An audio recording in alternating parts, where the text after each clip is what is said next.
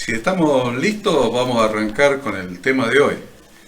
Eh, es un tema que es muy profundo, y requiere, obviamente, como tema profundo, requiere mucho análisis, mucho estudio. ¿eh? Por eso lo que vamos a hacer es a tocar los puntos más importantes y el resto yo les pido que lean el archivo PDF que les voy a subir después, que tiene unas 15 páginas más o menos. O sea que el tema es largo, está bien explicado, tiene buenos gráficos, buenas imágenes para que se entienda la pirámide de Maslow y otros temas. O sea, yo lo preparé al nivel de ustedes. ¿eh? Eh, no, no lo preparé de una manera simple, lo preparé al nivel intelectual que yo entiendo que todos ustedes poseen. Entonces, por eso el que está escrito, para que ustedes profundicen, sepan, porque el asunto que nos estamos juntando ahora es que sepamos lo más importante y después empecemos a funcionar como congregación. Entonces lo que estamos aprendiendo es lo más importante de las enseñanzas, lo que sí o sí tenemos que saber a priori, y después vamos a empezar a funcionar un poco más. Así que yo no quiero ocupar más de la hora y podamos ya empezar a dialogar, así que lo voy a hacer lo más corto que pueda para que esto sea corto, que el tema es la Biblia. Vamos a estudiar la Biblia. La lección de hoy, no le puse la Biblia de nombre, le puse las Sagradas Escrituras porque técnicamente debería llamarse las Sagradas Escrituras. Entonces el tema de hoy es el capítulo Las Sagradas Escrituras, la Biblia, si queremos. O sea, lo podríamos definir así: las Sagradas Escrituras, guión, la Biblia. No guión bajo, sino guión del medio, dicen los que saben usar el Word. Guión del medio, la Biblia. Entonces, ustedes ya se darán cuenta que es un tema fundamental para nosotros porque hemos estudiado la oración en la semana pasada, que es nuestra comunicación hacia Dios, y ahora vamos a estudiar las respuestas de Dios hacia nosotros. Nosotros hablamos a través de nuestra boca o hablamos a través de nuestros pensamientos. Yo me acuerdo que Superman leía los pensamientos, usaba telepatía, pero Superman, no sé si a ustedes le dijeron que Papá Noel y Superman, todo eso existían. No existe. No, es science fiction. Claro, Superman no existe. Entonces, sí existe Dios al que le podemos hablar con nuestros pensamientos. Le hablamos a través de nuestros pensamientos y le hablamos a través del lenguaje verbal articulado con nuestra boca. Y lo que estamos por ver hoy es dónde encontramos la respuesta de Dios, dónde podemos...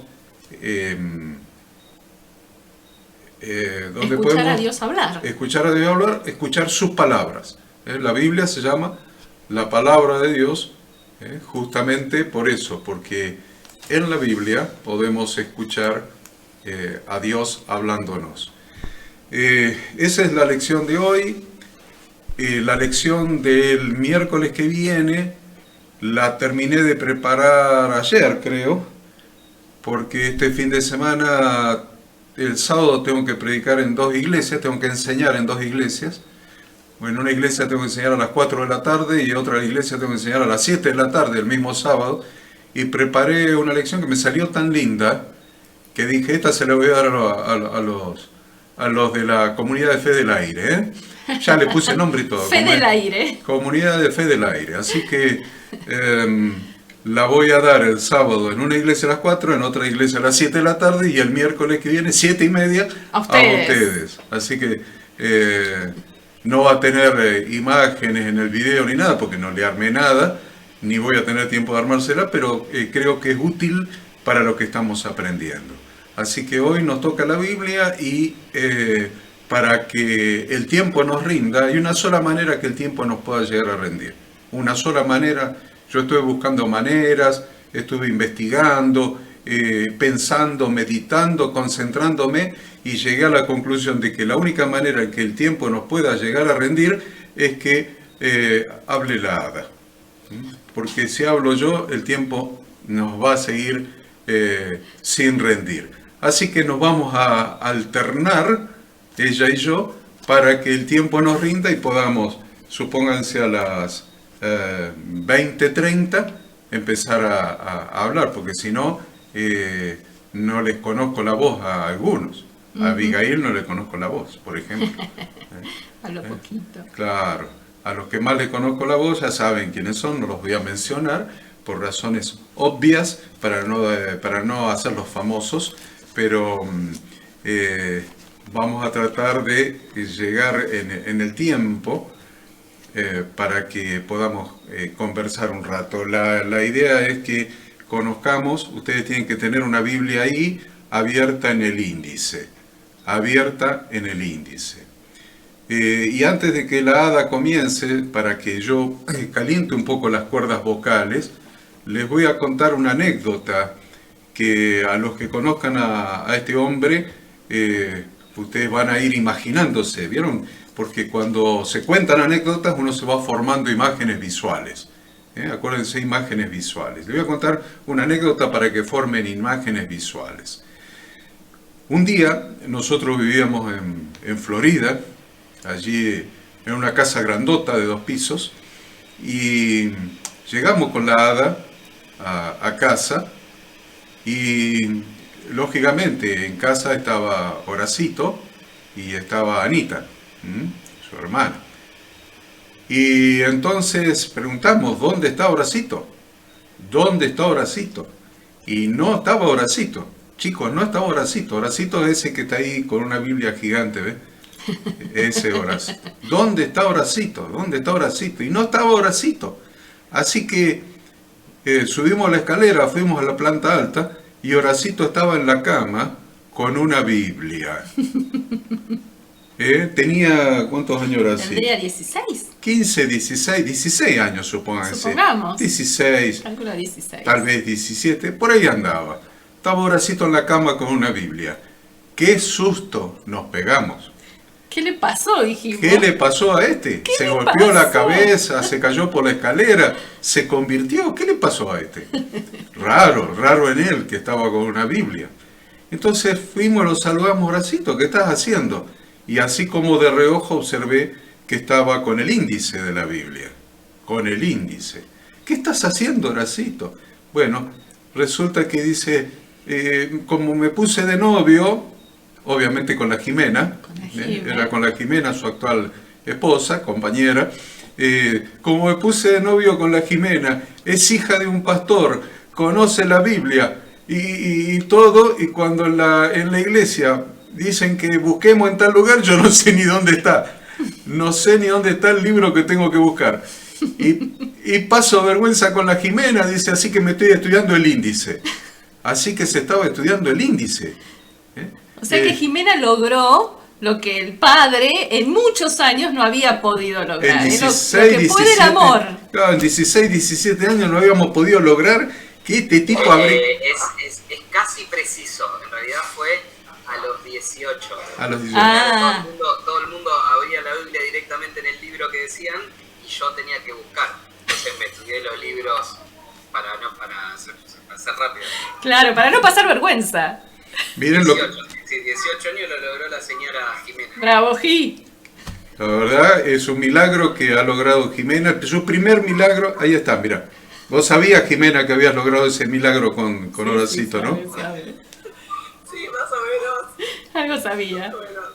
Bueno, ahí tenés la historia completa y es lo que logró Horacito en Jimena con Horacito. Así que, arrancando con eso, yo les pido que abran la Biblia en el índice, para que no le suceda lo que le sucedió a Horacito. Ahora la Biblia en el índice y hace uso de la palabra hada.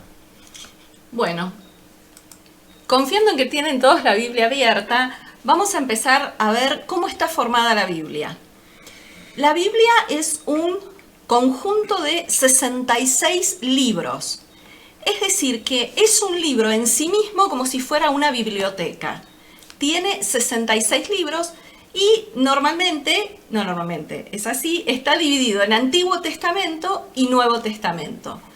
Fueron unos 40 escritores, ¿sí? 40 escritores que en un periodo de 1600 años escribieron la Biblia. Desde Génesis hasta el Apocalipsis, estos 66 libros. Estas divisiones, o sea, a su vez, cada uno de los libros de la Biblia, Génesis, Éxodo, las cartas, los evangelios, cada libro está dividido en capítulos, que normalmente decimos son los números más grandes. Y cada capítulo está dividido en versículos. Siempre decimos que la Biblia obviamente fue inspirada por Dios y fue escrita por estos escritores de manera continua, de manera seguida. No existían ni los capítulos ni los versículos. Muchísimos años después, más o menos para el 1200 y algo, se hizo esta división en capítulos y en versículos. ¿Para qué? Para que justamente podamos sistematizar el estudio de la Biblia, para que podamos acceder más fácilmente a buscar una cita. ¿Cómo está dividido entonces este Antiguo y Nuevo Testamento? El Antiguo Testamento está formado por 39 libros. Y a su vez estos 39 libros se dividen en 5 partes o 5 secciones. La primera, si ustedes miran su índice de Génesis al libro de Deuteronomio, Génesis, Éxodo, Levítico, Números y Deuteronomio, se los conoce con el libro de Pentateuco. Justamente son 5 libros, penta significa 5, y estos 5 libros se los conoce también como la ley o la Torá. Luego de estos 5 libros, van a ver en su índice que del libro de Josué hasta el libro de Esther, desde Josué hasta Esther. ¿Lo encontraron ahí? ¿Lo tienen en su índice? Lo tienen en el índice ahí, desde Josué hasta Esther. Josué, Jueces, Ruth, ¿sí? Desde Josué hasta Esther, a estos libros se los conoce como libros históricos. ¿De dónde viene el nombre de libros históricos? Es porque básicamente nos van a contar la historia de cómo se formó la nación de Israel. Todos los primeros años de esta nación que se formó, los distintos reyes que tuvo. ¿Se acuerdan que Horacio había dicho la vez pasada, contado que en un momento dado, después del reinado de Salomón, Israel se partió en el reino del norte y en el reino del sur? Bueno, toda la historia, podemos decir, del pueblo de Israel está básicamente en estos libros llamados históricos, que repito, va desde Josué hasta el libro de Esther. A continuación, hay 5 libros, desde el libro de Job, Salmos, Proverbios, Eclesiastés y Cantar de los Cantares. 5 libros, desde Job hasta Cantar de los Cantares. A estos libros se los conoce como libros poéticos. Son libros absolutamente poéticos, con un contenido maravilloso. Se los llama también libros sapiensales porque tiene muchísima sabiduría incluidos en ellos. A continuación de los libros poéticos, desde el libro de Isaías hasta el libro de Daniel, son 5 libros, Isaías, Jeremías, Lamentaciones, Ezequiel y Daniel. Estos 5 libros reciben el nombre de profetas mayores. Básicamente, ¿cuál era la tarea de los profetas? La tarea de los profetas era siempre hacer, cada vez que el pueblo de Israel se olvidaba de Dios, se alejaba de Dios, se desviaba de las instrucciones de Dios, los profetas hacían volver al pueblo a la palabra de Dios. El nombre de profetas mayores no significa que estos fueran más importantes que otros. Simplemente reciben el nombre de mayores, profetas mayores, porque justamente son los libros más extensos. Si ustedes ven, estos profetas son libros extensos, de 60 capítulos, de 60 y pico de capítulos. Y finalmente cerramos el Antiguo Testamento con lo que se llama profetas menores. Los profetas menores van a ir desde Oseas hasta Malaquías. De Oseas a Malaquías, profetas menores. Y simplemente se los llama profetas menores justamente por la extensión de estos libros. Porque si ustedes ven en su Biblia, estos profetas, estos libros escritos por estos profetas menores, son libros muy cortitos. 4 capítulos, 5 capítulos, 10 capítulos, no más de eso. Son libros muy cortitos. Con eso totalizamos los 39 libros del Antiguo Testamento. Si nos vamos al Nuevo Testamento... Antes deberíamos decir que los libros del Antiguo Testamento fueron escritos originalmente en idioma hebreo y algunas partes en idioma arameo.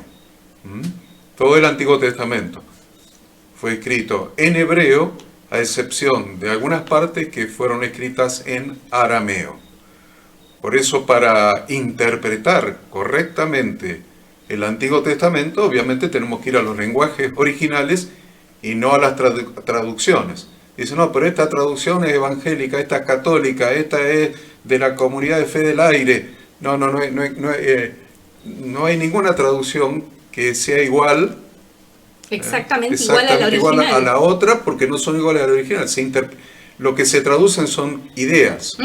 Ustedes, del inglés al castellano, un traductor lo va a traducir de una manera la frase, otro usando otras palabras, sinónimos, etcétera, porque de un idioma a otro se transmiten, no se puede traducir literalmente.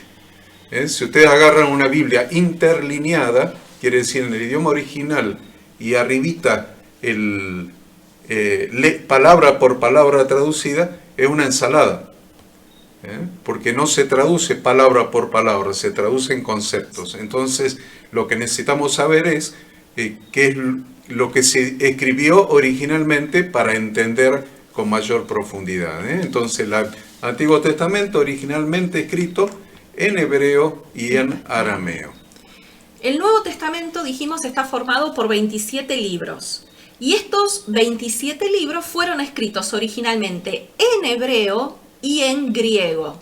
Ustedes van a decir, ¿por qué en griego? Y porque justamente en el primer siglo de la era común, o en el primer siglo después de Cristo, el idioma imperante en todo el imperio romano era el griego.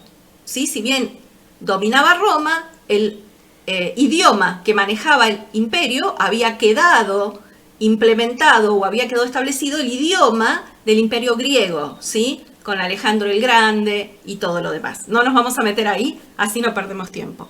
Nuevo Testamento, ¿cómo dividimos estos 27 libros? San Mateo, San Marcos, San Lucas y San Juan, esos 4 primeros libros del Nuevo Testamento, reciben el nombre de libros biográficos. ¿Por qué se llaman biográficos? Básicamente porque nos van a enseñar, nos van a hablar, nos van a contar sobre la vida, obra y ministerio terrenal de Jesús. Mateo, Marcos, Lucas y Juan son los libros biográficos. La vida, obra y ministerio de Jesús. Luego tenemos el libro de los Hechos de los Apóstoles. Ese solo libro es el libro histórico del Nuevo Testamento. ¿Por qué se lo llama libro histórico al libro de los Hechos de los Apóstoles? Porque nos relata el nacimiento de la iglesia del primer siglo. Justamente esta iglesia se va a formar luego de la ascensión de Jesús. Sabemos que Jesús murió, resucitó y ascendió, y estamos esperando su regreso. Luego del ascenso de Jesús, se va a formar esta primera iglesia a partir del día de Pentecostés. Entonces, el libro de los Hechos nos va a relatar toda la historia de la iglesia prácticamente casi del primer siglo, desde que Jesús asciende hasta casi finales de la vida del apóstol Pablo. Por eso el libro de los Hechos es un libro histórico. A continuación tenemos lo que se llaman las epístolas de Pablo, o llamadas también epístolas paulinas. Van a ir desde la epístola, que dijimos epístola era una carta, ¿sí? Epístolas son cartas, la epístola a los romanos hasta el libro de Filemón. Desde la epístola a los romanos hasta la epístola de Filemón. A Filemón. Son cartas escritas, por ejemplo, Romanos se escribió a la iglesia de Roma del primer siglo. Corintios, primera y segunda Corintios, son cartas que el apóstol Pablo va a escribir a la iglesia que estaba en la ciudad de Corinto, en Grecia. ¿Bien? Entonces, repito, de Romanos a Filemón, epístolas paulinas. Luego tenemos desde Hebreos hasta epístola a Judas, desde el libro a los Hebreos hasta la epístola a Judas, a esas epístolas se las llama epístolas generales o epístolas universales. ¿Por qué? Porque no están dirigidas a una iglesia específica. Son para toda la iglesia. Repito, del libro de los Hebreos hasta la epístola a Judas. Y por última, es la epístola de Judas. Y por último, el último libro del Nuevo Testamento es el libro de Apocalipsis, que sería el libro profético del Nuevo Testamento.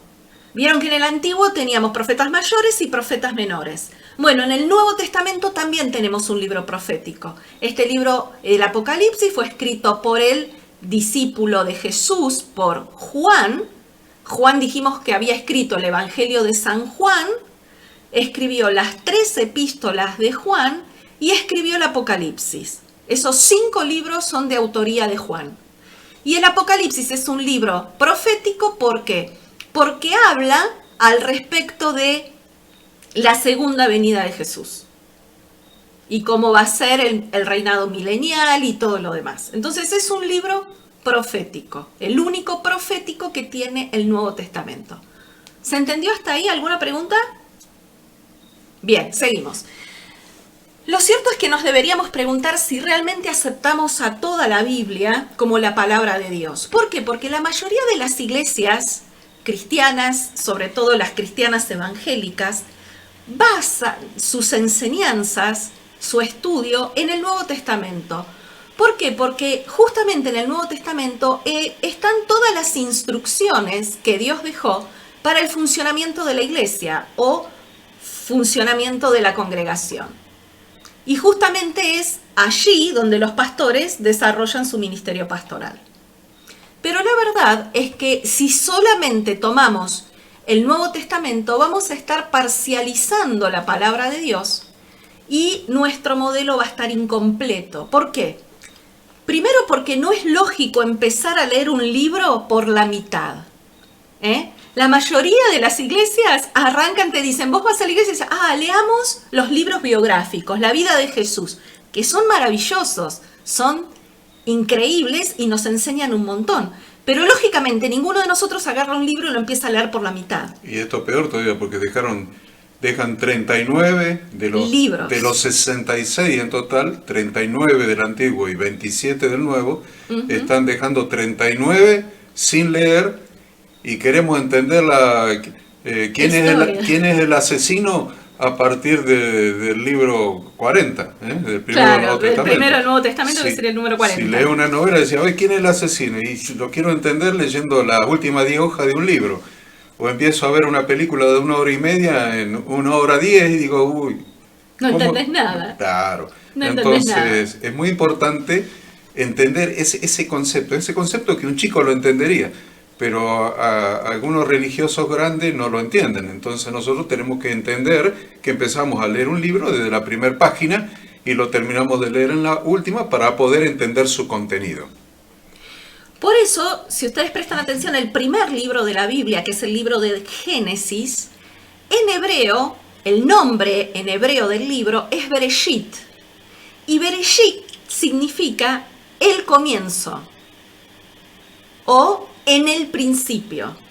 Bereshit, Génesis, nosotros cuando decimos en castellano la génesis de algo es el comienzo de algo, ¿sí? Ok, entonces, tenemos que ir desde ahí, tenemos que arrancar desde el comienzo. También debemos entender que el significado de la palabra hebrea Torá, nosotros dijimos que los primeros 5 libros de la Biblia reciben el nombre de Torá o Pentateuco, pero la palabra Torá es literalmente instrucción de Dios para que nuestra vida dé en el blanco. Instrucción de Dios para que nuestra vida dé en el blanco. Y es precisamente en la Torá, dentro de estos 5 libros, donde aparece por primera vez la palabra Kehilá, la palabra congregación. Por lo tanto, muy al contrario de lo que muchos dicen que la iglesia comenzó en el Nuevo Testamento, tenemos pruebas más que suficientes, que vamos a ir viendo, de que la congregación de Dios, el pueblo de Dios, se formó, aparece por primera vez en la Torá. También debemos entender que esta congregación, entonces les decía, no se formó en el Nuevo Testamento. Tenemos que tener mucho cuidado en interpretar correctamente las Escrituras, escudriñándola y estudiándola completamente, como decíamos recién, de Génesis a Apocalipsis. Y acá sí hay un texto que quiero leerles, tomen nota o si quieren lo buscan, que es 2 Timoteo 3, 16 y 17. Sería bueno que lo busquen, así practicamos ya, ahora que conocen como el índice, ya están como el Horacito cuando tenía 18 años, que estudió el índice, ahora ustedes ya que estudiaron el índice, vamos a 2 Timoteo. 2 Timoteo, los que marcaron en la Biblia y le pusieron una llave y el nombre, van a estar dentro de las epístolas paulinas, las epístolas del apóstol Pablo. La segunda carta que le escribe a Timoteo, 2 Timoteo 3, 16 y 17. 2 Timoteo 3, 16 y 17. ¿Estamos? Leo. ¿Lo encontraron? Fíjense qué texto tan tremendo. Dice así: toda la escritura, y fíjense que la palabra escritura está en mayúscula. Ahí cuando dice toda la escritura se está refiriendo a la palabra de Dios, toda la Biblia. Por eso aparece la palabra escritura en mayúscula. Y noten que dice toda. Toda es la palabra clave, si hay que subrayar una palabra. Yo les sugiero a los que han comprado Biblia nueva, algunos hasta con el lomo dorado, ¿esta tiene el lomo dorado? No. Algunas hasta con el lomo dorado y todo, no importa que tenga el lomo dorado, hojas de papel de arroz, papel de arroz, hoja finoli, quiero decir, y todo, subrayen la Biblia, subrayenla, cómprense una lapicera roja, una virome roja, una verde, una azul, y subrayen. Cuando terminemos el curso, vamos a hacer la prueba de ver cuánta Biblia hay subrayada. Mientras más Biblia hay subrayada, más habremos leído. Así que subrayenla sin compasión. Así que ahí dice toda. Toda sería una palabra para subrayar acá. Toda. Toda. Toda la escritura, dice el texto, es inspirada por Dios y es útil para enseñar, para redarguir, para corregir, para instruir en justicia, a fin de que el hombre de Dios sea perfecto, enteramente preparado para toda buena obra. Solamente en estos 2 versículos podríamos quedarnos muchísimo tiempo porque da para desglosarlo y profundizar en este texto, ¿sí? Pero habla claramente de que toda la escritura es inspirada por Dios, por lo tanto, toda la escritura es palabra de Dios. Toda la escritura nos habla de Dios. nos muestra a Dios, nos revela a Dios, cómo es, cómo piensa, qué espera de nosotros, cuáles son esas instrucciones de Él para que nuestra vida dé en el blanco. Y este libro dice que esta escritura es útil para enseñar. Redarguir quiere decir convencer, ¿sí? Convencernos de pecado sería. Es un libro útil para corregirnos y para instruirnos. Y tiene un objetivo, la Biblia tiene un objetivo. ¿A fin de qué es el objetivo? A fin de que el hombre de Dios sea perfecto, enteramente preparado para toda buena obra. O sea que la Biblia nos enseña, nos corrige, nos forma con un objetivo. Y en definitiva, hablándolo en cordobés básico, es formarnos a la imagen de Cristo. Ahí donde dice, para instruir en justicia, ¿vieron cómo termina el versículo 16? Dice, para instruir en justicia. Siempre que la Biblia habla de justicia, es Torah, es instrucción de Dios. Instruir en justicia es instruir en Torah, es instruir en las instrucciones que Dios ha dado para que nuestra vida dé en el blanco. Por eso el 17 lo aclara y dice que la palabra de Dios, estudiar la palabra de Dios es para que el hombre de Dios sea perfecto, pero dice enteramente preparado para toda buena obra. Eso tiene que ver con instruir en justicia, instruir en las instrucciones de Dios. Bien. Por lo tanto, una vez que entendimos que el Espíritu de Dios, para que el Espíritu de Dios nos ilumine con la revelación de las Escrituras, debemos escudriñarlas completamente, sin omitir ni una tilde, ni una coma, ni nada de ella, de tapa a tapa. Entonces ahora lo que vamos a ver, que Horacio va a explicar, es si existe, tratar de preguntarnos, si existe algún orden de prelación dentro de la Biblia. Lo dejo con... ¿Qué quiere decir prelación, Ada? Quiere decir primacía, preeminencia, supremacía y prioridad. Bien, porque eso cuando... ¿Se acuerdan cuando íbamos a la facultad y estudiábamos Derecho? Nos hablaban del orden de prelación de las leyes. Bueno, en la secundaria también, cuando vimos educación cívica, creo que en la época mía era educación cívica. Sí, después fue educación moral y cívica, después fue educación ciudadana. Andá a saber cómo se llama ahora. Ahora no sé cómo se llama. Vamos a tener que preguntar al Bautista. Pero cuando estudiamos educación cívica o en la facultad Derecho Civil, creo que era, o no sé qué derecho, también nos enseñaban que en las leyes existe un orden de prelación. Orden de prelación. ¿Qué? Prelación, primacía, preeminencia, supremacía y prioridad. Yo voy a tratar de desarrollar eso para que la Ada recupere el aliento y después ella pueda seguir. Vamos. Así que voy a explicar brevemente. En el escrito lo van a tener explicado más profundamente y con gráficos, con imágenes. Hermoso. Está para dar una clase en la Facultad de Derecho. Así que yo voy a hacerlo sintéticamente, después ustedes lo amplían en el escrito que les voy a pasar. El orden de prelación de las leyes de Dios.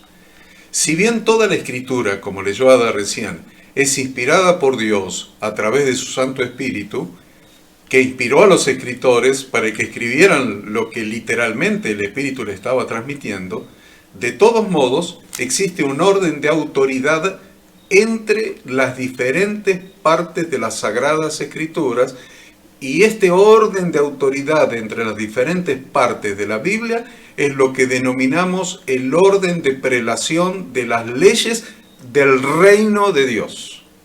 Las leyes del reino de Dios. Yo he usado en el escrito que ustedes después van a leer tan apasionadamente, y les pido por favor que a las 3 de la mañana apaguen el velador y duerman.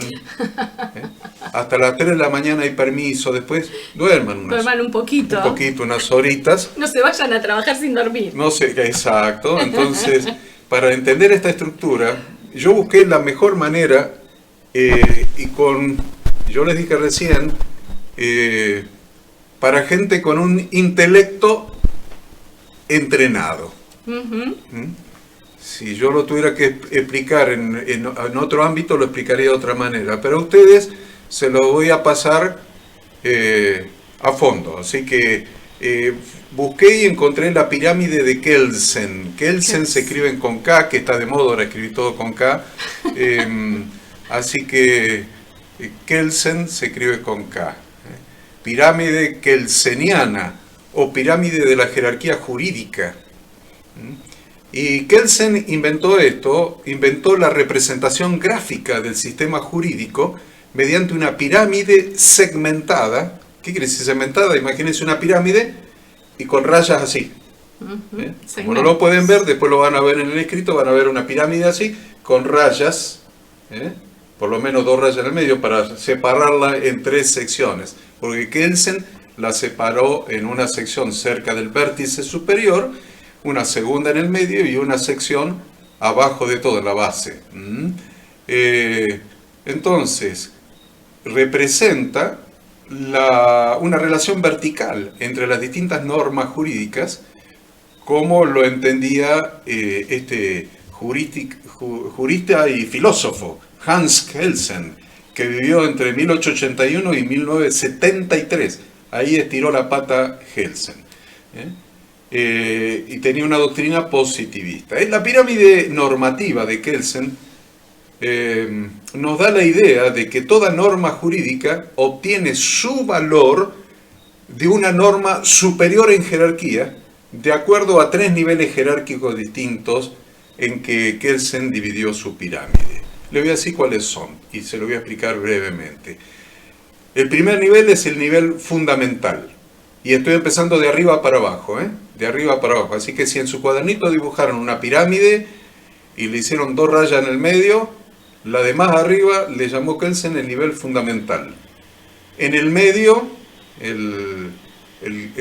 ¿cómo es? El queso del sándwich y en el medio, el nivel legal, y el de abajo de todo, el nivel base. Repito, el nivel fundamental, el nivel legal y el nivel base. En la punta de la pirámide, donde se halla la Carta Magna, es donde se halla la Carta Magna. ¿Ustedes saben lo que es la Carta Magna? La Constitución Nacional. Entonces, miren qué interesante lo que estamos viendo. En la punta de la pirámide, allí se halla la Carta Magna o Constitución Nacional. Y es el texto jurídico base, de donde emanan todas las demás leyes y todas las disposiciones. Es el texto clave, sobre el cual no tiene jerarquía ninguna institución jurídica.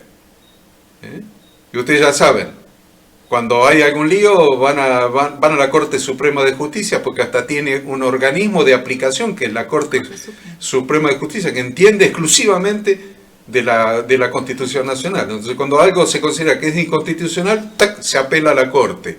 Si no, está el Tribunal Inferior, el Tribunal de Alzada, y no se llega a la Corte si no es que se violó alguna disposición constitucional. Porque el vértice superior es la Constitución Nacional, de la cual emanan todo el resto de las leyes. En el medio dijimos el nivel legal. Se puede dividir en muchos subpeldaños, a lo cual, y en todas estas divisiones se ordenarán según las jerarquías del conjunto de las leyes, pero en definitiva ahí tenemos los códigos de fondo, el código civil, el código penal. Ahora ya no es más civil y comercial, ahora es civil y comercial. Unificaron el civil y el comercial hace unos años ya, creo. En el gobierno anterior de la actual vicepresidenta se unificó el civil y el comercial, tenemos el penal, tenemos las leyes de fondo, tenemos la ley de concursos y quiebra, la ley de contrato de trabajo, las leyes impositivas, las leyes previsionales, está el nivel legal, ahí en el medio están todas las leyes votadas por el Congreso de la Nación. Es importante esto. Leyes votadas por el Congreso de la Nación. Y abajo tenemos un nivel que le llamamos el nivel base. Contiene todas las sentencias de los organismos jurídicos, las sentencias. ¿Cómo se le llama a las sentencias? Se le llama jurisprudencia.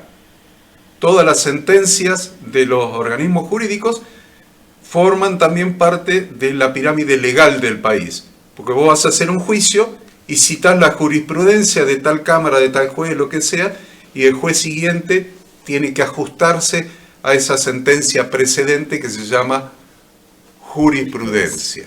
Pero además de la jurisprudencia, o sea, la sentencia de los jueces, están dos conceptos más que se llaman usos y costumbres, que también se convierten en legales.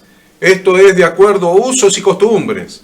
No sé si ustedes, bueno, por la gracia de Dios, tanto Horacio como Pablo, como Maricruz, como Victoria, como Hernán, y ustedes nunca han tenido que trabajar con leyes, por gracia de Dios digo, porque es una desgracia, porque cambia permanentemente, la aplicación es de acuerdo a interpretación, ¿viste? Entonces, cuando no están parados por la Constitución, por las leyes de fondo, ni por la jurisprudencia, apelamos a los usos y costumbres. Esto es así sobre la base de usos y costumbres. Bueno, pero esto es para que nos ubiquemos, porque ahora tenemos que ubicar la Biblia en esta estructura. La idea mía es, esta pirámide no nos interesa estudiar derecho constitucional ni nada por el estilo, pero los ubico en, esto es así acá en Argentina, en Estados Unidos, en Alemania y donde ustedes quieran. A ver, en Paraguay debe ser igual. Lo que nosotros queremos es ubicar dentro de esta estructura a la Biblia.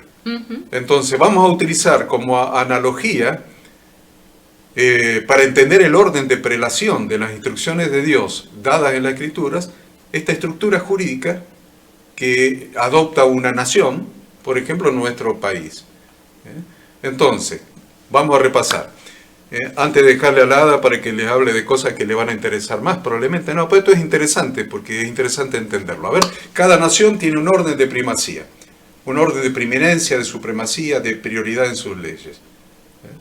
Que ocupa el primer lugar y cómo dependen. La jurisprudencia va a depender de las leyes. Miren cómo hay una dependencia. Está la Constitución arriba, las leyes dependen de la Constitución. Ninguna ley puede contrariar y contradecir la Constitución. O sea que cada ley va a depender de la Constitución. Y la jurisprudencia, ustedes se dan cuenta, está dependiendo de las leyes. O sea que los jueces no pueden dictar sentencia si no es en base a las leyes vigentes. ¿Se entiende? Espero que sí. No voy a meter los tratados internacionales y todas esas cosas que también tienen parte en el esquema, en la estructura jurídica.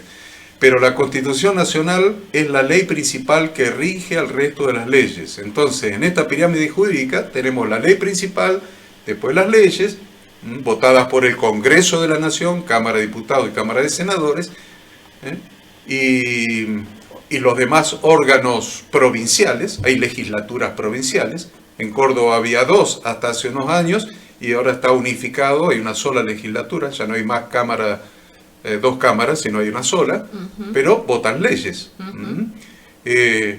Entonces, todas las leyes de un país tienen valor legal, tienen autoridad y son de cumplimiento obligatorio. Todas las leyes han sido inspiradas. Ven que ya empecé a relacionar lo que explicó la Hada recién. Decía que la Biblia está inspirada por Dios.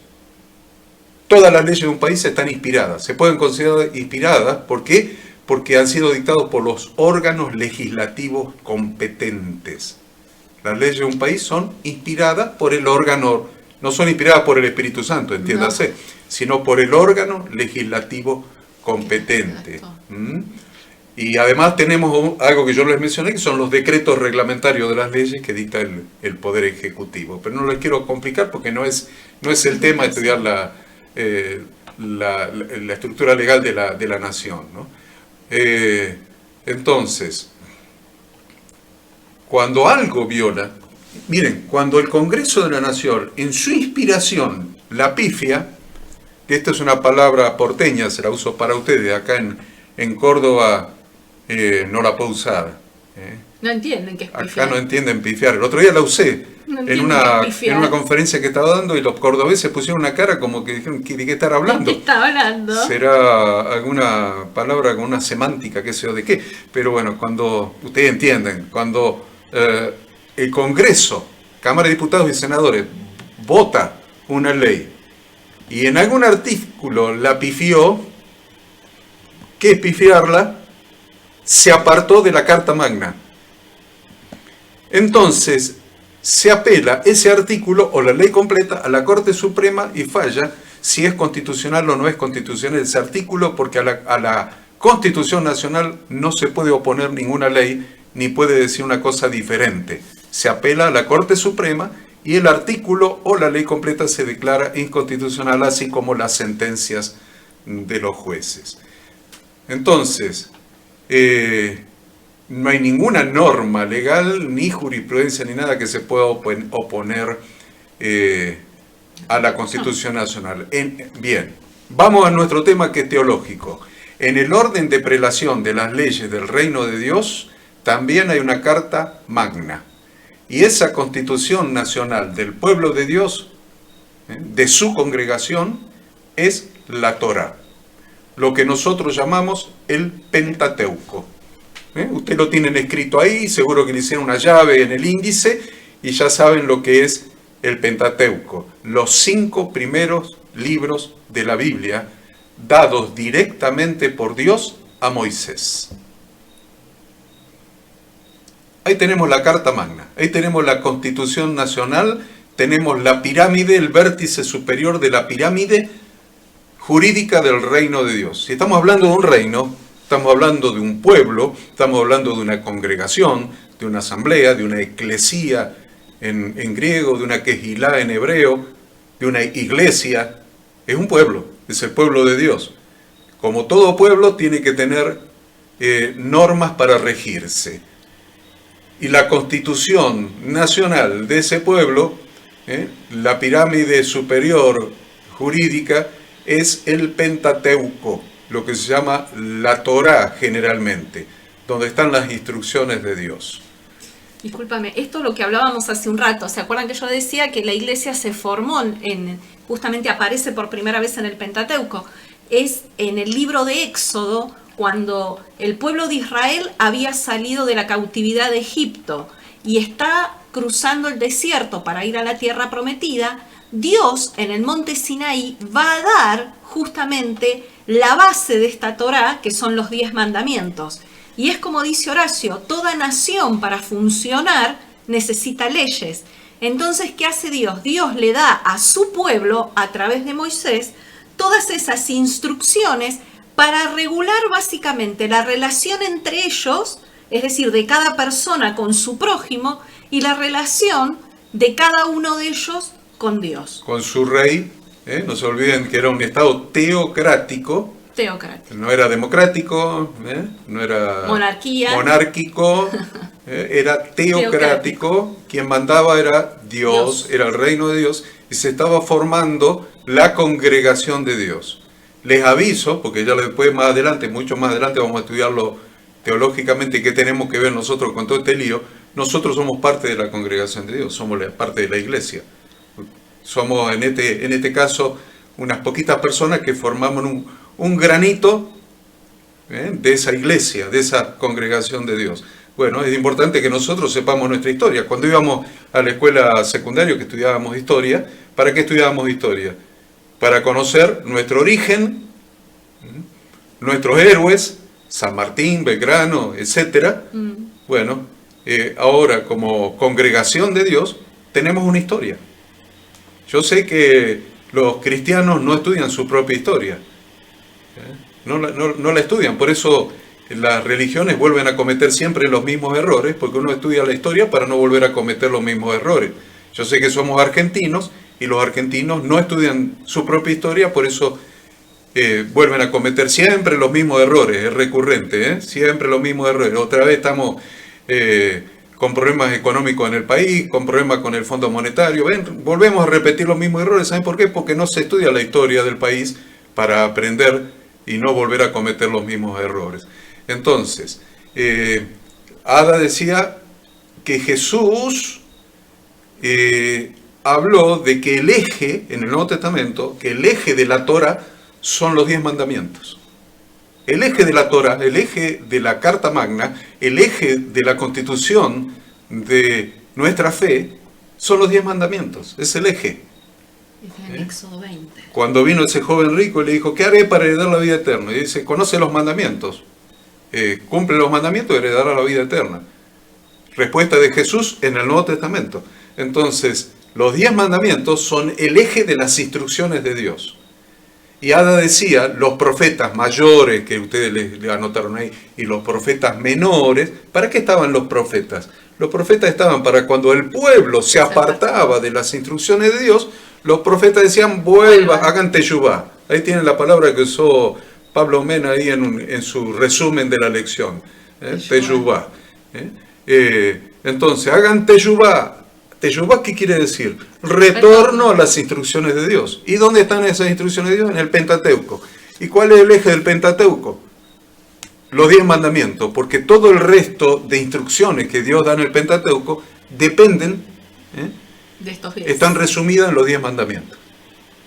Amar a Dios, amar al prójimo. Jesús lo resumió más todavía, dice, amar a Dios y amar al prójimo. Ahí se resumen todo el Pentateuco. Entonces resumió todo el Pentateuco, resumió los 10 mandamientos en 2, amar a Dios y amar al prójimo. Y si ustedes lo analizan, van a ver que es así. Pero no quiero complicarles demasiado la vida. Entonces, ya hemos entendido que Jesucristo en su condición de maestro de Torah, porque acá quiero desmitificar algo, chicos. Ahí vamos a desmitificar algo. ¿Qué hizo Jesús? Dice que Jesús comenzó su ministerio a los 30 años, a la edad de 30 años. ¿Saben qué era la edad de 30 años? La edad en que un rabino de Torah empezaba a enseñar Torah.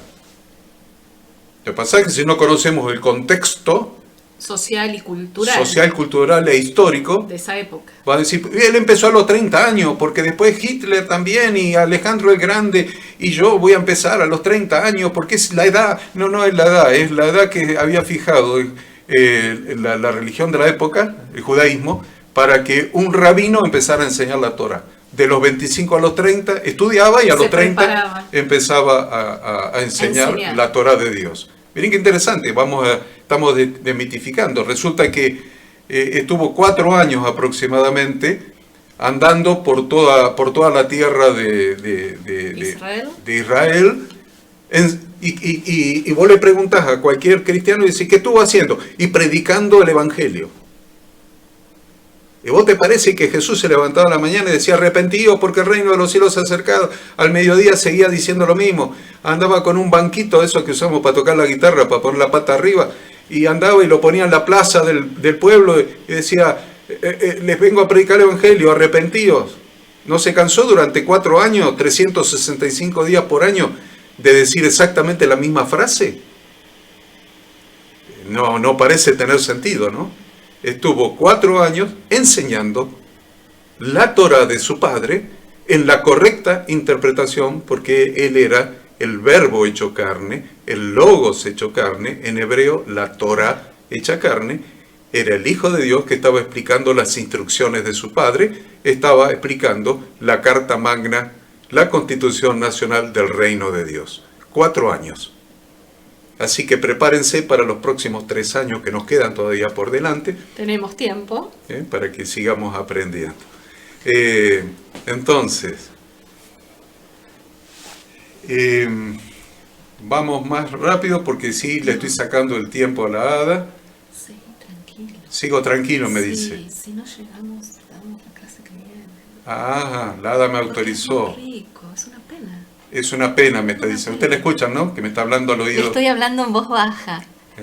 Yo le digo que vayamos despacio y si no terminamos la lección hoy, lo que falta lo seguimos la que viene. ¿Para qué vamos a correr? No hace falta. Estas instrucciones fueron dadas por Dios para regir la vida de su congregación. Por eso ustedes me preguntarán, ¿qué tenemos nosotros que ver con esto? Sí que tenemos que ver. porque hemos nacido de nuevo, nuestros pecados pasados fueron perdonados porque Cristo los cargó en la cruz para que nosotros recibamos el perdón y pudiéramos nacer espiritualmente una nueva vida, pero esa nueva vida no puede ser igual que la vida que llevábamos hasta ahora. O sea, ¿para qué nazco de nuevo?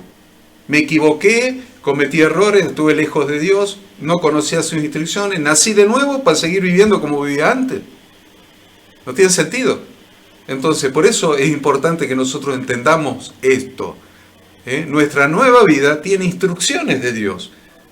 Algunos dicen leyes, tiene leyes. No son leyes, son instrucciones de un Padre para que nuestra vida dé en el blanco, para que cambie nuestro sentimiento, nuestro pensamiento y nuestro obrar, para que podamos ser realmente felices, Dios pueda estar con nosotros, bendecirnos, tengamos paz, relaciones saludables. Inclusive relaciones saludables hasta con los enemigos. El adversario que te hace transpirar gotas de sangre cuando te persigue o tenés problemas con algún organismo público, con la empresa, con el vecino, con el que sea. Dios obra si nosotros estamos viviendo ajustados a sus instrucciones. Si nosotros somos hijos que Jesús llevó nuestros pecados y ahora seguimos pecando de la misma manera, ¿qué vamos a hacer? ¿Crucificar otra vez a Cristo? Por eso es importante que aprendamos y vayamos internalizando, incorporando nosotros las instrucciones de Dios para que nuestra vida en el blanco. Entonces ya hemos definido la pirámide.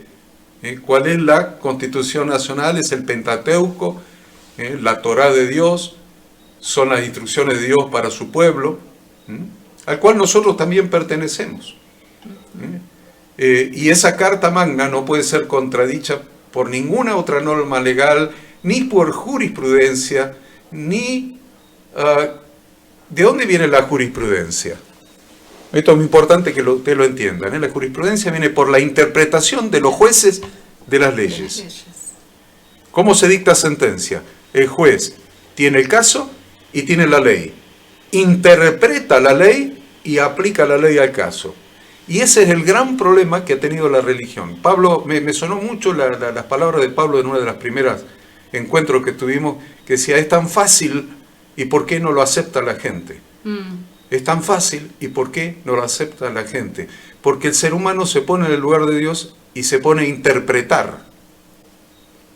Y todo lo que ha sucedido en el cristianismo desde el primer siglo hasta hoy, y antes también, con el judaísmo, ha surgido por diferencias de interpretaciones. Se han puesto en jueces y han tratado de interpretar la ley de Dios para aplicarla. Eso se llama exégesis. Exégesis es interpretación, es hermenéutica. Entonces se han puesto a interpretar la Biblia. Entonces mañana sale uno que la interpreta diferente y arma una nueva secta. Y yo les aviso, en la Argentina hay unas 7.000 sectas cristianas inscritas en el Registro Nacional de Cultos que tiene la Cancillería. Y el canciller es Cafiero. Y hay más o menos 7.000. O sea, imagínense la cantidad que debe haber en el mundo de diferentes interpretaciones. Y la palabra de Dios no está para que nosotros la interpretemos, que nos hagamos los exégetas y después armemos usos y costumbres. ¿Ven cómo le estoy aplicando todo lo que dije al principio? Usos y costumbres. En esta acá se bautiza al niño cuando nace. ¿De dónde lo sacaste? Cuando la Biblia dice que creyere y fuere bautizado será salvo. Se cree primero y se bautiza después. ¿Cómo voy a hacer algo sobre la base de mi decisión, de mi fe, si no tengo conciencia? Entonces, para sostener eso, vamos a inventar que haya padrinos que tomen la responsabilidad, y los padres, y sobre la fe de los padres y de los padrinos bautizamos al niño que después va a confirmar su fe. Cuando tenga X cantidad de años va a hacer la confirmación y confirmando su fe, y después y seguimos, y los evangélicos otra historia y cada uno con la suya. Y la verdad, nosotros tratemos, y vamos a intentarlo, a ver si lo logramos. Yo confío en ustedes y les digo, Dios confía en ustedes también, para que logremos volver a la palabra de Dios pura y tengamos al Dios de la Biblia en nuestro corazón y sigamos al Dios de la Biblia sobre la base de su palabra pura, no interpretada ni por religión católica, ni judía, ni evangélica. Ese es el desafío, y yo creo que ustedes están a la altura de ese desafío, por eso estoy invirtiendo tiempo, esfuerzo y estudio en ustedes, porque creo que están a la altura de este desafío. Entonces, miren, la interpretación de los religiosos, los usos y costumbres, todo lo que se opone a la Torá de Dios, a la instrucción de Dios, a los 10 mandamientos y al resto de las instrucciones contenidas en el Pentateuco, es inválido porque en lugar de acercarnos a Dios, nos está separando de Dios. Cuando el vecinito le dice a tu hijo, no le hagas caso a tu viejo, no le hagas caso a tu viejo, vamos lo mismo, vamos a meternos ahí, vamos a robar mandarina, vamos a qué sé yo qué hacer, y después cuando son más grandes ya no van a robar mandarina, van a robar cosas peores, y así no le hagas caso a tu viejo. ¿Qué están haciendo? Nos están alejando del Padre. Entonces muchos religiosos, en lugar de acercarnos al Padre, por interpretar inadecuadamente, sin tener base teológica, sin conocer las Escrituras, en lugar de acercarnos a Dios, nos terminan alejando de Dios. Hay una, para que descansen un poco las orejas, Lucas 24:44. Lucas 24:44, le damos la bienvenida a Marisa y a Freddy, que anda por ahí seguro. Lucas 24:44.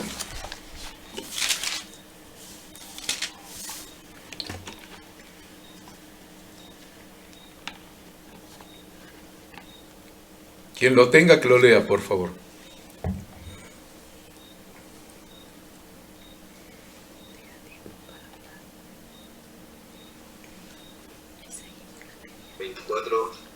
$44.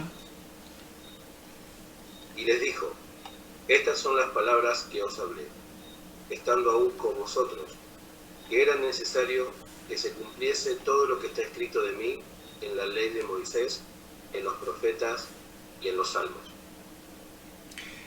Ese texto sutil, porque yo les voy a enseñar a entender los secretos de la Biblia. Ahí van a entender algún secreto de la Biblia. Jesús les dijo a sus discípulos, estas son las palabras que a ustedes yo les hablé cuando estaba con ustedes. ¿Cuáles son las palabras? Que era necesario que se cumpliese todo lo que está escrito de mí en la ley de Moisés, en los profetas y en los salmos. ¿Qué le está diciendo?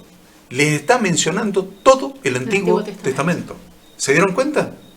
Si uno lo pasa ahí y lo lee así, no significa nada. Pero ¿saben lo que está haciendo Jesús? Está validando todo el Antiguo Testamento. Está invalidando que vos tengas que empezar a leer la Biblia por el Nuevo Testamento y deje atrás los 39 del Antiguo, porque acá está validando los 39 libros del Antiguo Testamento. Porque si ustedes miran, dice lo que está escrito de mí en la ley de Moisés. ¿Qué es la ley de Moisés? La Torá. Pentateuco. Lo que está escrito de mí en el Pentateuco. ¿Dónde más? En los profetas. Los profetas mayores y los profetas menores, que es lo último que está en nuestra Biblia en castellano, pero no en la Biblia hebrea. En la nuestra está al final los profetas mayores y menores. ¿Ves? Dice lo que está escrito de mí en el Pentateuco, en la ley de Moisés, en los profetas mayores y menores, obviamente, que es la división que hicimos nosotros, y en los salmos. ¿Cuáles son los salmos? Los 5 libros poéticos del medio. Los 5 libros poéticos. ¿Por qué poéticos? Porque están escritos en poesía. En versos, en poesía. Así que miren, Jesús estaba validando todo el Antiguo Testamento. Y creo que también está diciendo que él estaba presente en esos libros. O sea que de Jesús no habla solamente el Nuevo Testamento, sino que todo el Antiguo Testamento también nos habla de Jesús. Entonces, es muy importante esto porque toda la Biblia, todo el Antiguo Testamento, tiene un solo foco: revelarnos a Jesucristo. Ya lo vamos a ir entendiendo teológicamente. Da más trabajo poner las bases que después ir avanzando con la teología. Después vamos a ir como tiro, pero da un poco de trabajo poner las bases aunque ustedes estén entendiendo bien, como el alumno Pablo, que es brillante, pero estamos poniendo las bases. Todo el Antiguo Testamento habla de Jesucristo. Cuando y dijo Dios, Génesis capítulo 1, y dijo Dios, sea la luz y fue la luz. Dios hablaba a través de su imagen visible, que ya y lo escribió Pablo en su resumen, su imagen visible que es Jesucristo. Ya estaba presente en Jesucristo. Porque dijimos que Dios no tiene boca, pero Jesucristo sí, porque Dios es espíritu. Y el Espíritu de Dios hablaba a través de Jesucristo, era el verbo de Dios, la palabra de Dios. Y si ustedes van a Génesis 3.15, a ver Génesis 3.15, ya que Lara me autoriza a hablar un poco más, Génesis 3.15.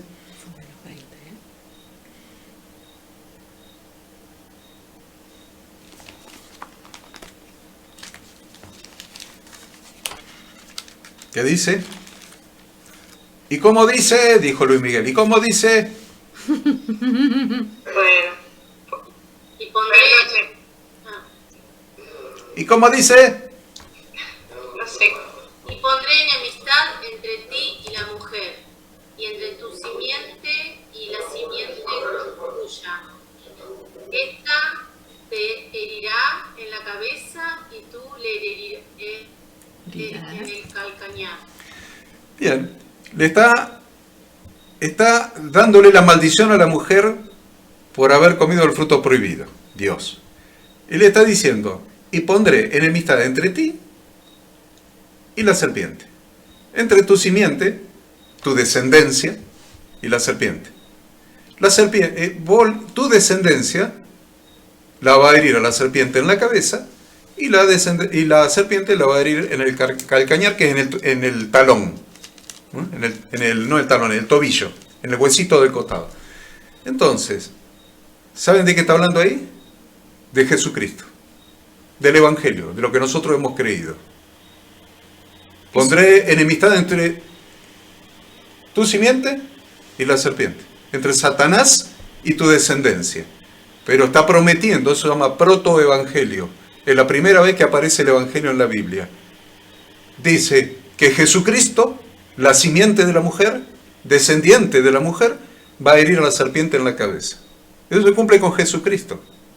Si nosotros buscamos, como dijo Jesús, toda la Torá, todos los profetas y todos los salmos hablan de mí. Todos hablan. Toda la Biblia habla de Jesucristo. Si nos perdemos 39 libros que hablan de Jesucristo en el Antiguo Testamento, nos estamos perdiendo la mayor de las riquezas de la revelación de Jesucristo, que es quien habita en nuestro corazón y quien llevó nuestros pecados y nuestras enfermedades y nuestras transgresiones. ¿Me entienden? Entonces vamos a ir avanzando gradualmente. Yo les prometo, si ustedes tienen paciencia, yo voy a ir preparando cada clase y vamos a ir avanzando para que ustedes vean a Jesucristo en el Antiguo Testamento y lo entiendan en el Nuevo Testamento cuando Él se revela. Entonces, antes de que empecemos a dialogar, vamos a definir algo que está faltando en lo que Jesucristo habló. Jesucristo dice la ley de Moisés, Pentateuco, profeta, mayores y menores para nosotros, y salmos, valida todo el Antiguo Testamento. ¿Y qué pasa con el Nuevo?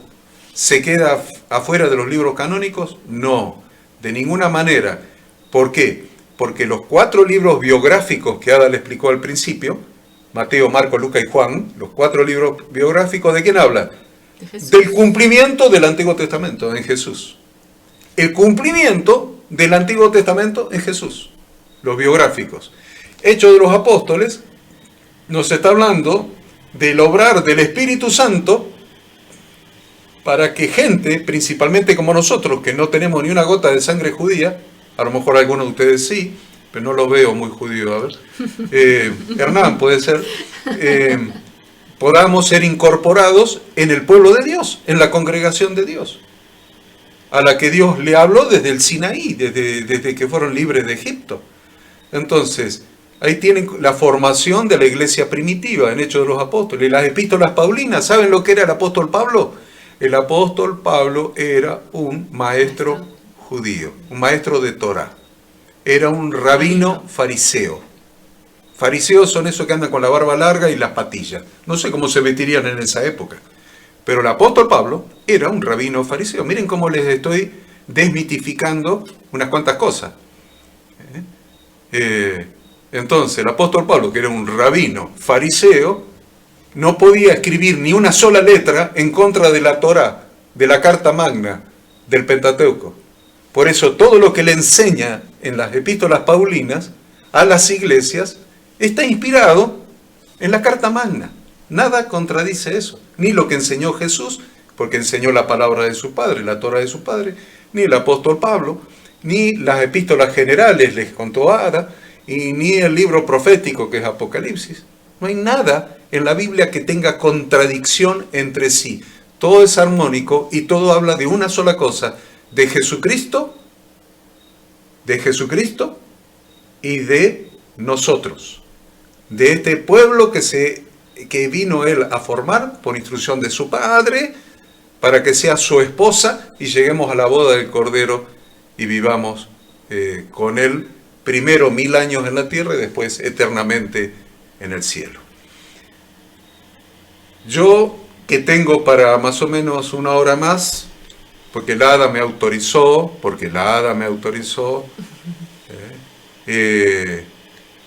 dejo acá para que podamos dialogar. Márcate hasta donde llegamos. Me dice que me marque hasta donde llegué. Claro, así seguimos la que viene. Entonces, chicos, entendamos eso. ¿Qué es la palabra de Dios, las Escrituras? Bueno, es todo lo que decíamos antes, lo que dijo Jesús, todo el Antiguo Testamento, más el Nuevo Testamento.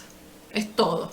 Todo es la instrucción de Dios, todo es la palabra de Dios, todo es a través de el medio a través del cual Dios habla a nuestra vida, a nuestro corazón, a nuestra mente y forma nuestros nuevos sentimientos en Dios, nuestros nuevos pensamientos en Dios, pero fundamentalmente también nuestra nueva vida en Dios. Ustedes dicen, pero ve que ahora que tengo esta dificultad, que esto no me está saliendo bien, que aquello de más allá, que lo otro de más acá. Bien, ajusta tu vida a la instrucción de Dios y Dios te va a respaldar. Dice la Biblia, Dios es nuestro amparo, nuestra fortaleza, nuestro pronto auxilio en las tribulaciones, aunque se traspasen los montes a la mar, aunque la tierra tiemble, Dios es mi ayuda, Dios es mi socorro, Dios es mi pronto auxilio en las tribulaciones. Así que tenemos que empezar a vivir esa vida. Lástima que tengo que poner estas bases, si no ya estaríamos orando fuerte por los problemas de cada uno y estaríamos viendo el mover y el obrar de Dios en la vida de cada uno de ustedes y estarían contando testimonio de los milagros. Pero ya pueden hacerlo porque ya saben orar y ya saben dónde está la respuesta de Dios para sus vidas. Así que oren con todo el fervor, con toda la emuná, toda la fe en Dios, basados en su palabra, y ya podrían empezar a contar algunos testimonios de las cosas que Dios ya tiene que empezar a hacer en sus vidas, porque Dios es fiel a su palabra y es fiel a su promesa. No por nosotros, no es porque ahora yo tengo fe y Dios me debe orar, no te debe nada Dios. Pero Dios es fiel a su palabra, Él promete y Él cumple, es fiel a su palabra. Y vamos a ver hasta milagros de Dios. Bien. Que quiera habilitar el micrófono y decir algo, porque acá me quedo hasta Maricruz. El miércoles que viene. Maricruz. Vamos, primera Maricruz. Primera Maricruz. Genial. No, ¿una sola tengo? Las que quieras. Todo el tiempo que quiera, mira. Ok. Tengo mucha duda histórica, por llamarlo de alguna manera. Para mí está claro en el Nuevo Testamento que son textos de los apóstoles, digamos, seguidores de la palabra de Dios a través de Jesús. Ahora bien, los libros o todos los textos del Antiguo Testamento, sacando el Pentateuco de Moisés, ¿cómo definen la entrada a la Biblia? No sé si me explico. El canon, hay que explicar canon. Quiero decir, hay no sé, quizás es burdo lo que voy a decir, pero vengo yo con un texto y digo, esta es la palabra de Dios. ¿Cómo es que llega eso a estar en la Biblia? ¿Se entiende la pregunta? Sí, eso se llama el canon. El canon, anótense esa palabrita, es el canon de la Biblia. ¿Cómo se forma el canon?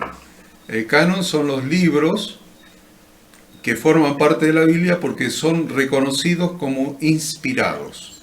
Eso quiere decir canon. Libros que forman parte de la Biblia porque son reconocidos como libros inspirados por Dios a través del Espíritu Santo. Ese es el canon. Y esos son, digamos, personas que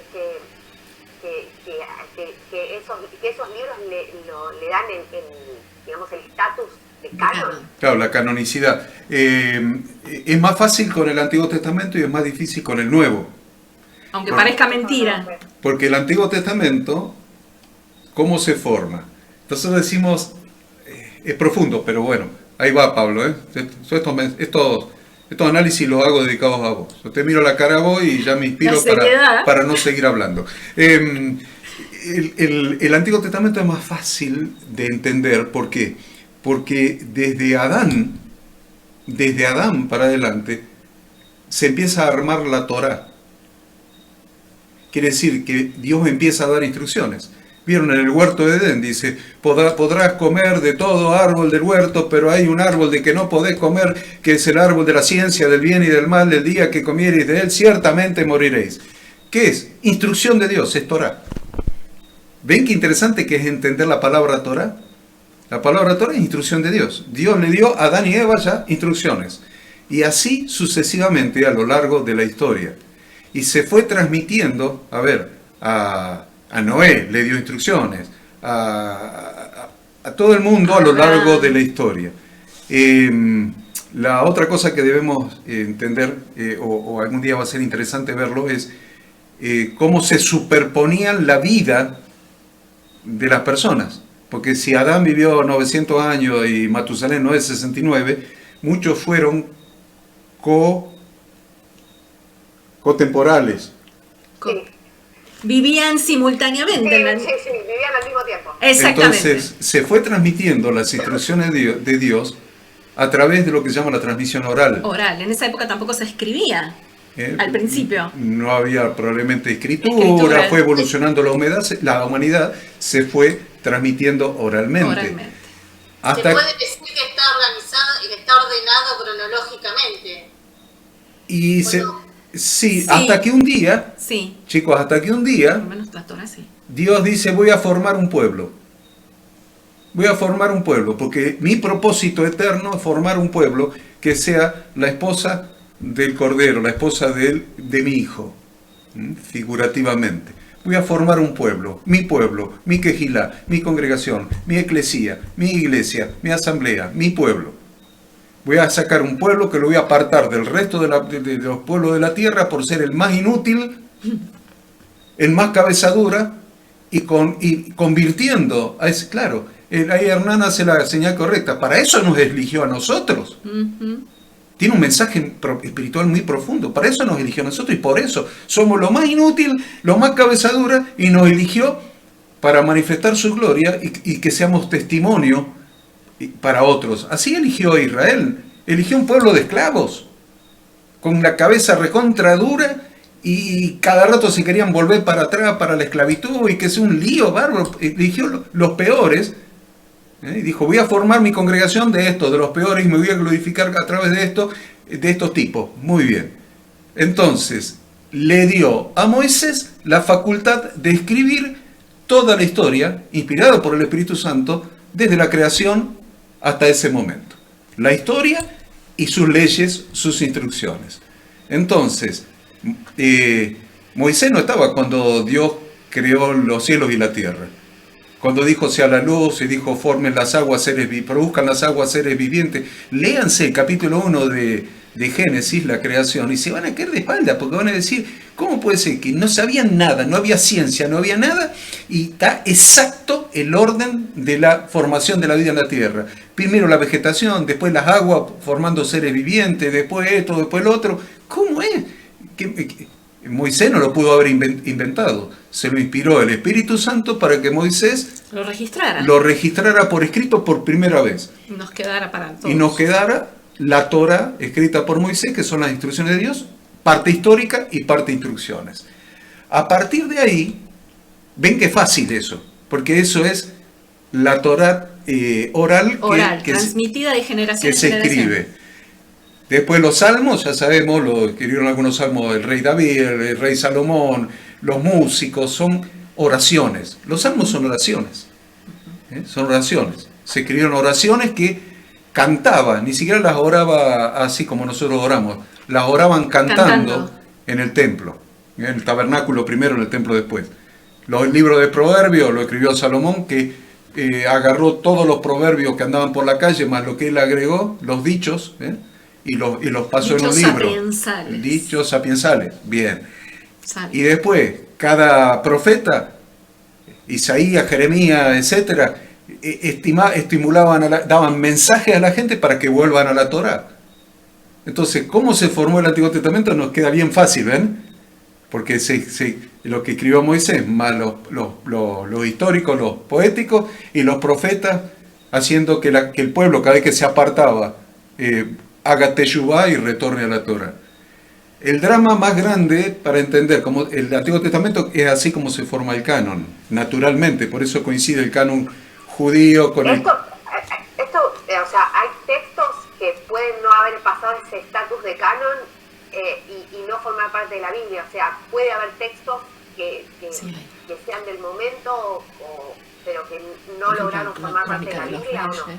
Sí, hay libros que han escrito algunos historiadores, Crónica de los Reyes, que inclusive Crónica de los Reyes está mencionado en la Biblia, pero desapareció, no quedó ningún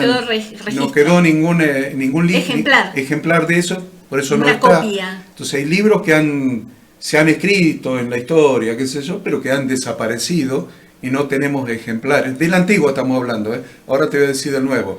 Sí, Hernán. No, quería preguntar dentro de este contexto si el libro de los Macabeos, como se conocen como libro apócrifo, entra dentro de del canon, que queda afuera del canon, porque no alcanza como para decir que es un libro inspirado. Claro, hay libros en el periodo de 400 años intertestamentario, entre Malaquías, que ustedes lo tienen ahí en el índice como el último del Antiguo Testamento, y Mateo, el primero del Nuevo, hay 400 años. Y la historia judía siguió en los 400 años. Y se siguió escribiendo. Como por ejemplo la primera, segunda de Macabeos.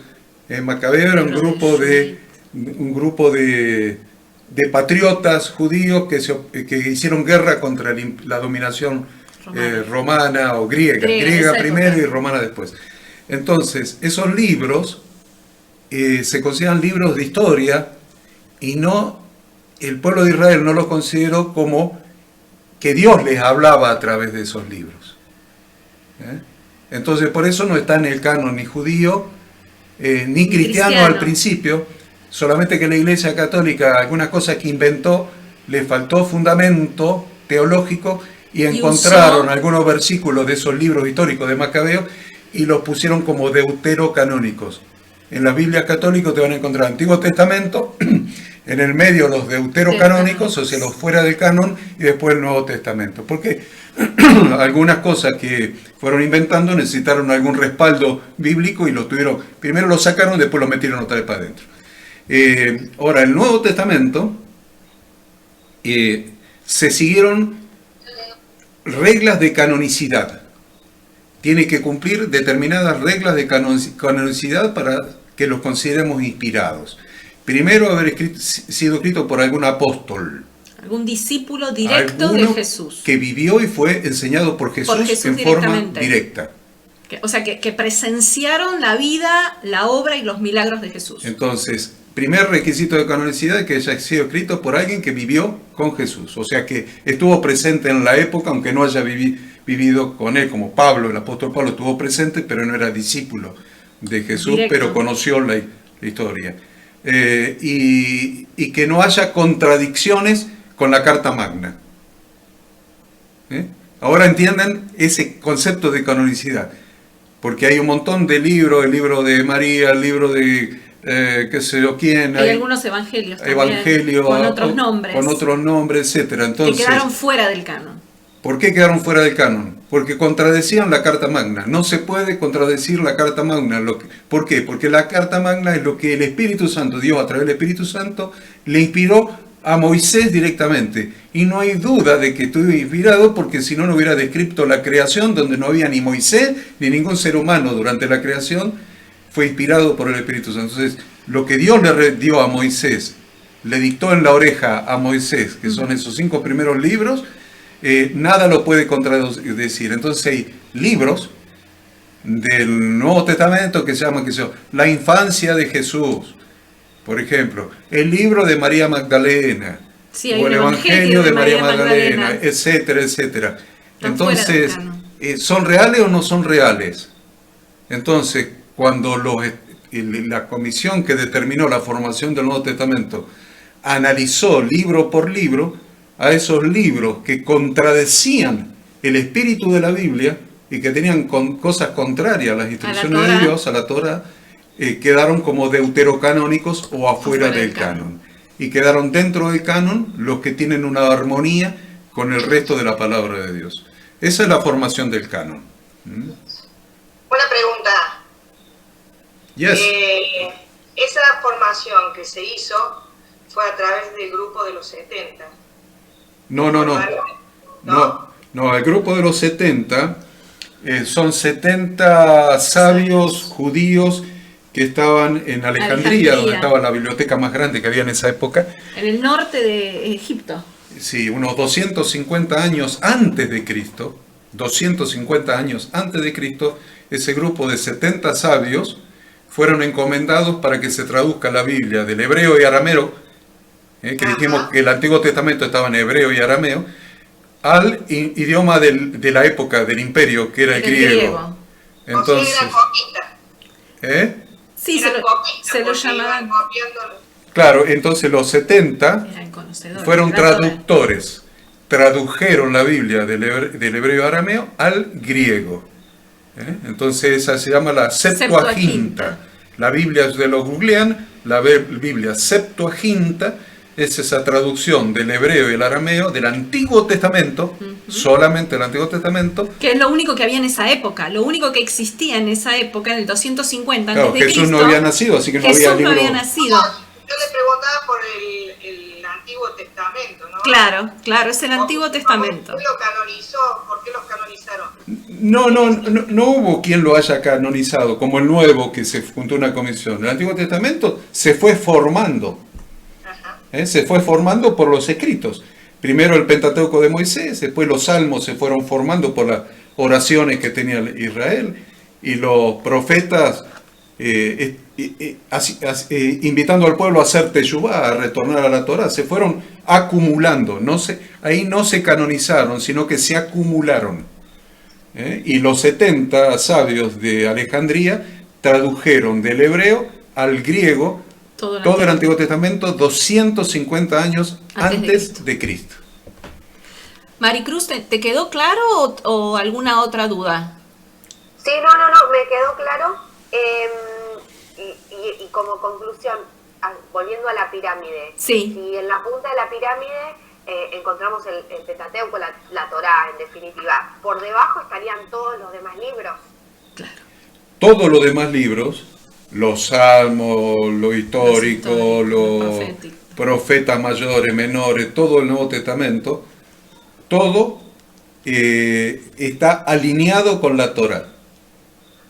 Por eso, sería la parte más baja de la pirámide, pero obviamente, como dijimos anteriormente, la parte de abajo sí o sí depende o tiene que estar en concordancia con la parte de arriba. Exactamente. Perfecto. Sí, Maricruz, así es. Si vos mirás en el Nuevo Testamento, cuando Jesús habla del Sermón del Monte, en que debe ser en Mateo capítulo 5, 6 y 7. Mateo capítulo 5, 6 y 7, vos lo vas a ver a Jesús diciendo, oísteis que fue dicho, mas yo os digo. A ver, por ejemplo, oísteis que fue dicho, no matarás. No matarás. Hay uno de los oíste que fue dicho. Que es un Entonces, ¿qué está tomando Jesús? Está tomando la Torá de Moisés. El no matarás es un ¿Dónde mandamiento. fue dicho? ¿Dónde fue dicho? ¿Oíste que fue dicho? En la Torá de Moisés. Mas yo os digo, porque era la Torá hecha carne, o sea que era el Hijo de Dios quien inspiró la Torá. Mas yo os digo, cualquiera que le diga fatuo a su hermano, ya lo mató en su corazón. ¿Oíste que fue dicho? No codiciarás, cometerás adulterio. No cometerás adulterio. ¿En la dónde? En la Torá de Moisés. Mas yo os digo, cualquiera que mira a una mujer para codiciarla, ya adulteró en su corazón. ¿Te das cuenta que toda la enseñanza de Jesús está dependiendo de la Torá? Todo. Y yo te puedo agarrar todas las epístolas del apóstol Pablo, todas sus enseñanzas a las iglesias están alineadas, están dependiendo de la Torá.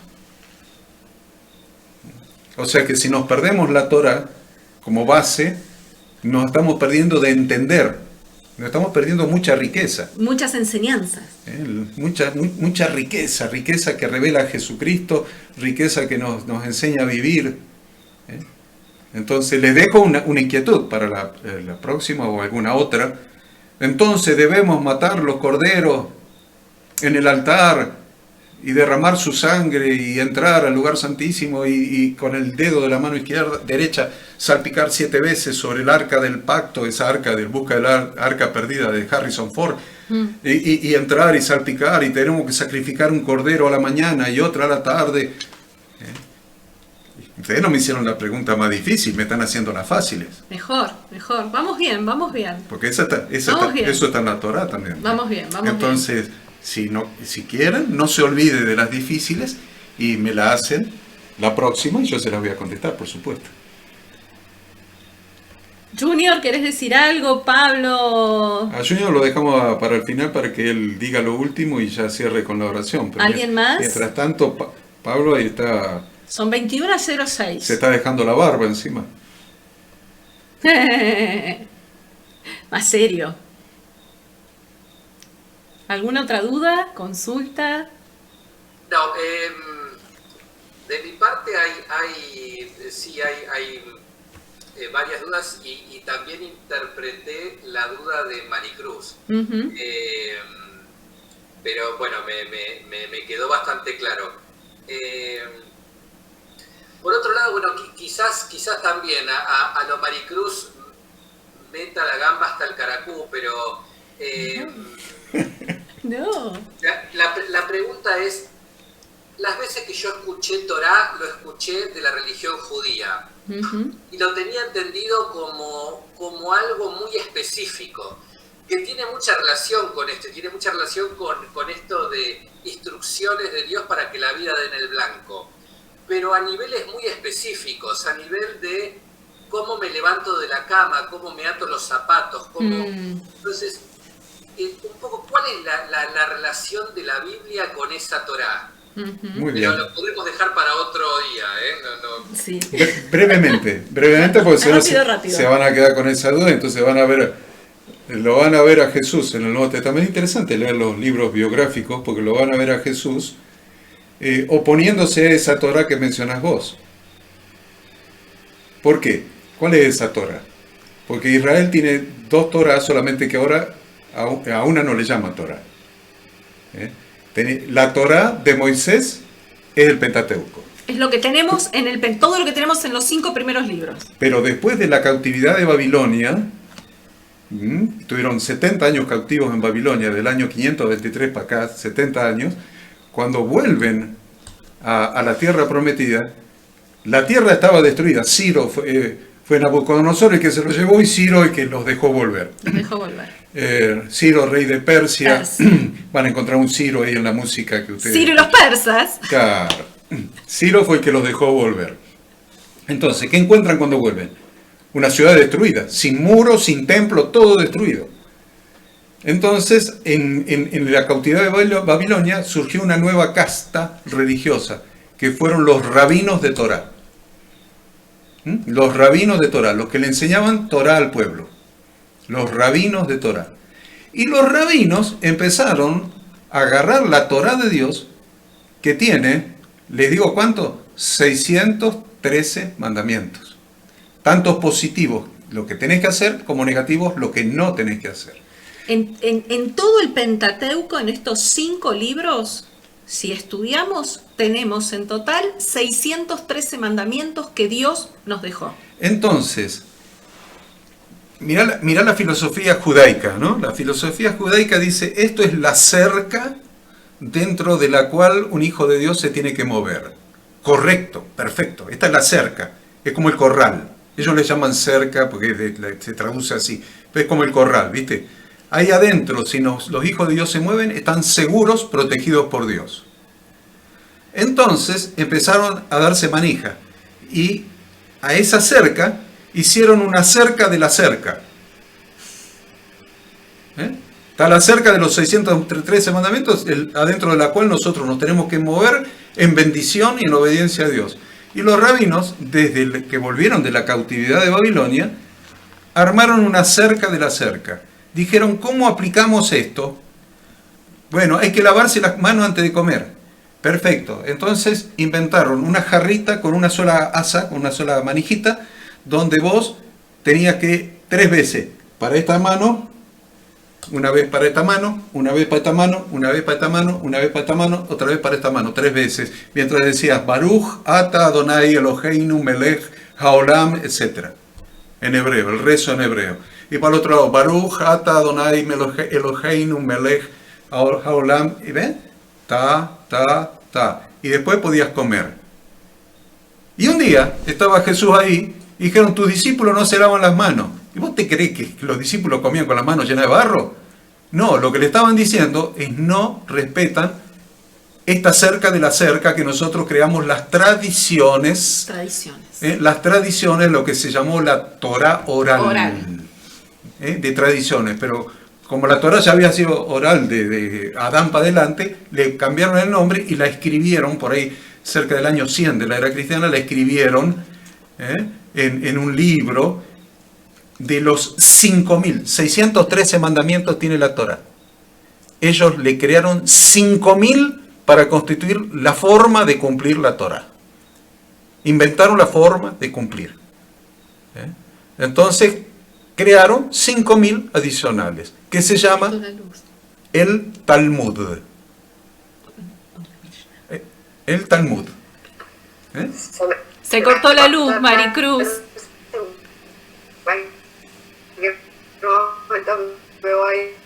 Bueno. No te preocupes. Espero haber aclarado algo, Pablo. Pero podemos estudiar a Jesús oponiéndose a las leyes rabínicas. Por eso, ¿quién lo mataron? Preguntémonos quién lo mataron. La religión lo mató. Fue la religión y la política. Del imperio. Fue el Sanedrín, que fueron los sabios judíos, y Poncio Pilato, la religión y la política. Entonces, ¿por qué lo mataron? Porque se oponía a sus 5.000 mandamientos de la tradición agregados que después se escribieron en el Talmud.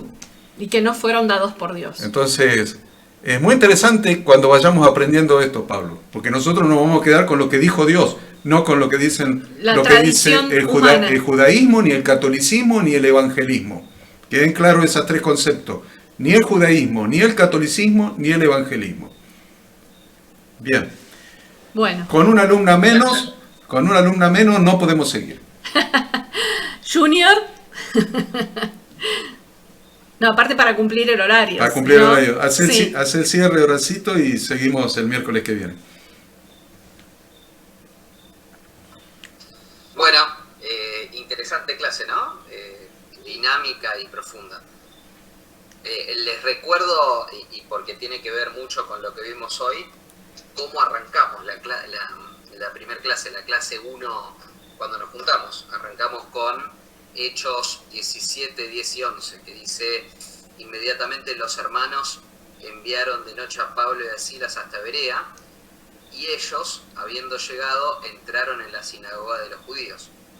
Y estos eran más nobles que los que estaban en Tesalónica, pues recibieron la palabra con toda solicitud, escudriñando cada día las escrituras para ver si estas cosas eran así. Yo creo que esto que fue la palabra rema, la palabra, vamos a decirla en idioma normal, la palabra de guía de este grupo, se va cumpliendo y cada vez hay más soltura para llegar con más profundidad a las preguntas, van, yo les puedo asegurar, Maru se fue, ¿no? Pero Pablo, que está acá, y el recorrido que uno hace en la religión nunca llega a este tipo de profundidad. Entonces es muy sano tener las bases, entendiendo con profundidad de dónde vienen y repreguntando y yendo a buscar a la palabra, que es la única fuente del conocimiento para conocer al verdadero Dios, ¿no?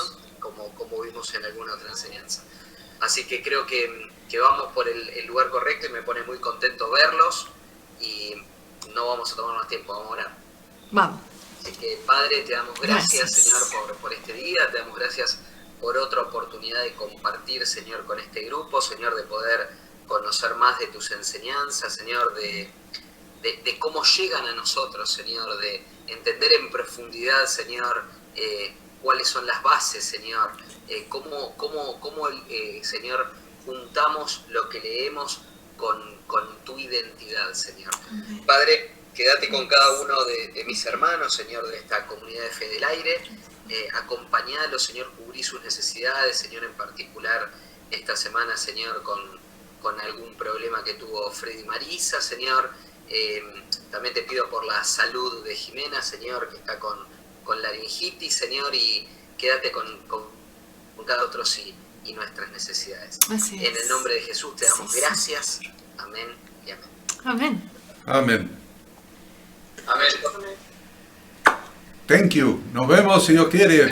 You're welcome.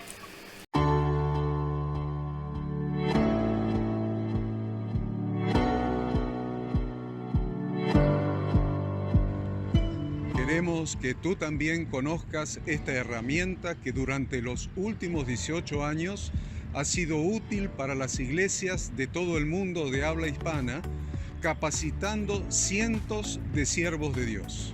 Las formas de aprender están cambiando y Ministerio Bíblico Internacional, a través de su facultad bíblica, brinda programas de formación ministerial bíblica, teológica y práctica para la multiplicación y edificación de la iglesia 100% online. Respondiendo a las necesidades de hoy, para aquellos que no cuentan con la posibilidad de asistir a clases presenciales, donde quiera que estés, en todo lugar, recibirás el material de estudio y verás las clases en vivo y on demand, accediendo a través de tu celular, PC, tablet o Smart TV.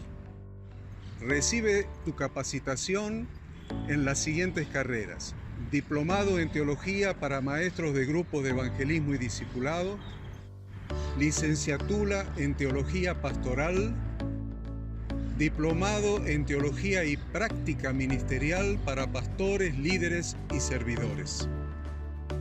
Súmate a los pastores que han organizado un grupo de estudio tutorial a distancia en la congregación con estudiantes locales y de las otras iglesias de la zona.